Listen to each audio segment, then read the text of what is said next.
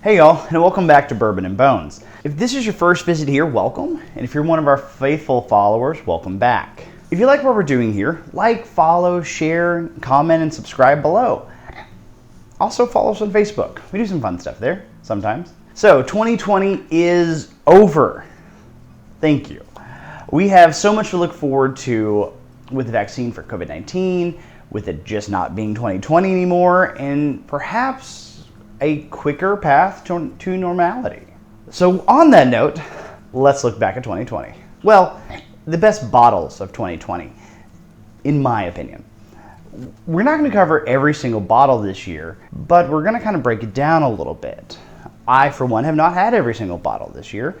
I think magazines and a few others probably have, but my finances are only so useful, so accessible. Some of the bottles are just outrageously priced. But anyway, I want to tell you about my favorite bottles, and I'd like to hear what your favorite bottles from this year have been as well, if you agree with me or not. All right, so watching a lot of other content out there, I've seen several who have said that this single barrel, or some random single barrel, or some really specific store pick was the best bottle of the year. And are they correct? Maybe. It might be the best bottle of the year. But the problem is that there's a finite number of those. And can we all get a hold of that bottle to compare it? No. There's only, a few hundred bottles that might come out of a single barrel pick. So what I wanted to do is just kind of say, hey, here's some more accessible things, and kind of break it down a little bit. So I have 3 categories. Pretty hard to find, but totally worth it. You might have to do a bit of digging, but worth it. And something that's right now very easy to get a hold of and completely worth it. So first up this year for me, and one of my very early-ish episodes, was the Master's Keep Bottle and Bond. So if you want a little bit more details about that, check here. And this is by far my favorite bottle of the year. Perhaps my favorite bottle ever, but that is for a completely different list. And I've covered this bottle, as I said before, earlier this year, and it came out earlier this year. It's a fantastic one. So let's revisit.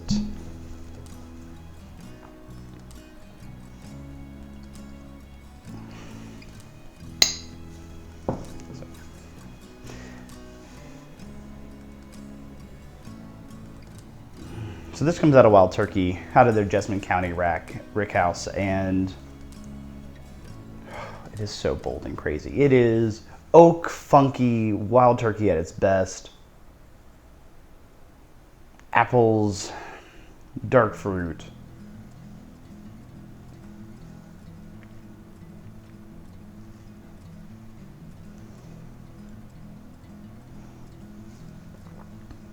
Toasted oak, vanilla, and toffee. And really spicy at the end. It is, again, it's just my favorite bottle of the year. I absolutely love it. So I will say this bottle is expensive, like the 180 mark, and it can be a little bit hard to find. So it might be a little cost prohibitive for some bourbon drinkers out there. But this is a special bottle though. I do bring it out for people who really appreciate great bourbon, and I'm always happy to share it with others. So up next on the best of list is 1792 12-year-old 1792's High Rye Mash Bill. And yes, I know originally launched in 2019, but this is the first bottle I've ever seen of it. So I'm going to count it on the 2020 list. So this bottle is hard-ish to get a hold of, but with a bit of digging, I'm sure that you can kick it up with pretty minimal work. And for $60, it's a great value for age as well. So anyways, let's dig into the bourbon.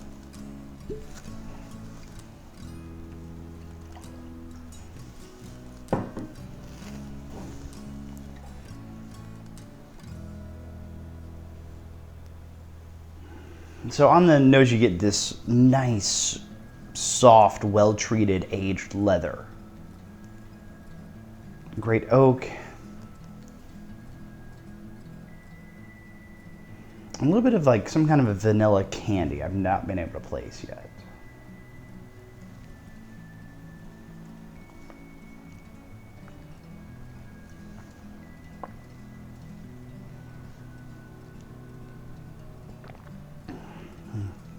It is dark fruit, cherries, maple syrup.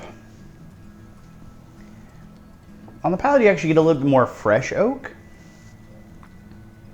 and just a little bit of spice coming at the end, coming off of like a leathery spiciness. It's fantastic. I mean, it's incredibly complex for 1792 in general, but mainly it's just very complex bourbon. It's a lot of fun to kind of dig through. And for the price point, it's absolutely incredible. Now, to wrap up the evening is something that I think is one of the best deals of 2020. That being Jim Beam Repeal Batch.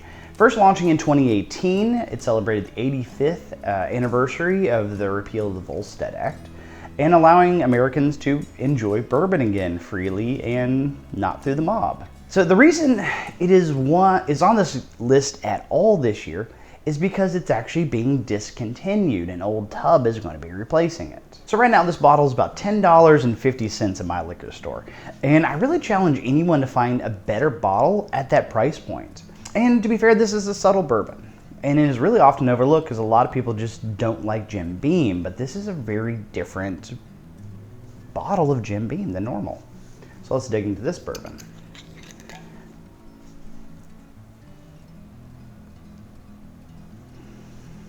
So this is like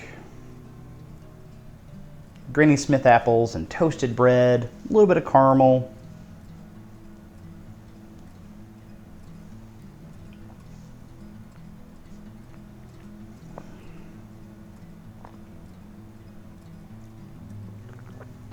Of the three, it's the thinnest bourbon on the list, but like you get this blast of like cinnamon covered toast and bread and dark caramels and this big bold vanilla that comes through.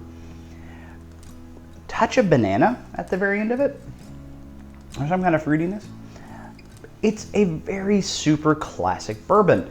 And I mean, by classic, I mean this is a recipe that dates back to the, to the 1930s, which a lot of bourbons don't taste like this anymore, which I think is kind of a unique attribute to it.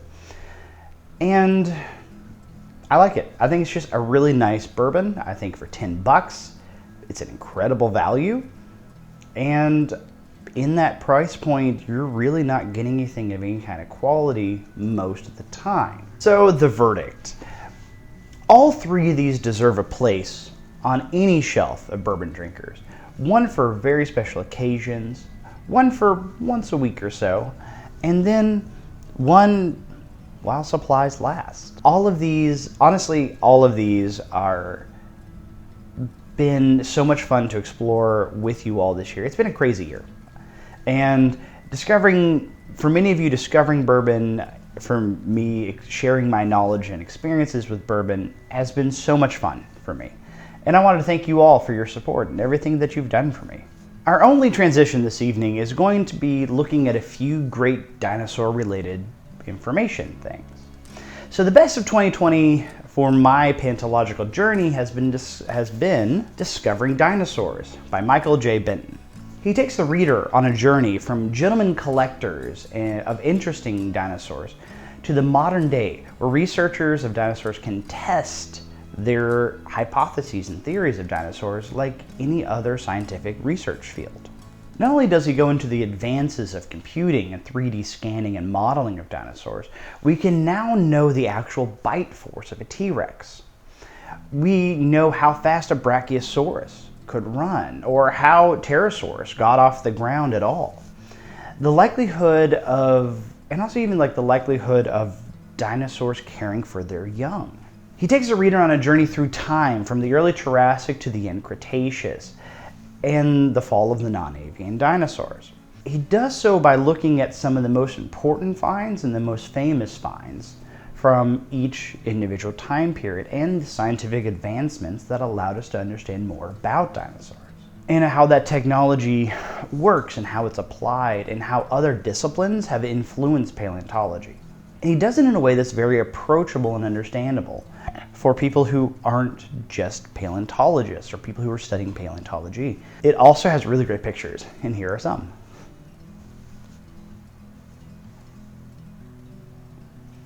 This has been an amazing book and worth the read for anyone who just likes to know more about dinosaurs.